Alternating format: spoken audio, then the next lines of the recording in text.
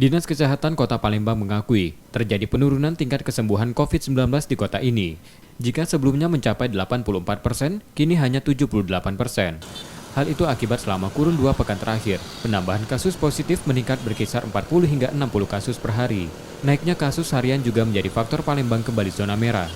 Dinkes Palembang mengakui terkendala kurangnya tenaga medis di puskesmas untuk melakukan pemantauan pasien COVID-19 yang melakukan isolasi mandiri, mengakibatkan pelayanan pasien tidak optimal. Yang sembuh ini mengapa kecil, tadinya 80-an, ya 81, 82, sekarang 78, karena kasus COVID-nya tinggi ya. Kan kita menghitung persentase kesembuhan itu jumlah yang sembuh, kita bagi dengan jumlah kasus COVID. Nah, akhir-akhir ini 2 minggu terakhir, kasus COVID di Kota Palembang mengalami kenaikan yang cukup berarti ya.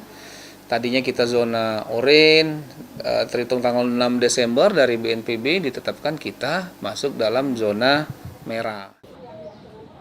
Angka kesembuhan menurun yang menyebabkan Palembang masuk wilayah berisiko tinggi COVID-19.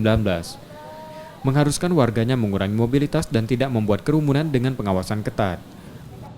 Reski Oktora, Muklas Diferensial, Kompas TV, Palembang.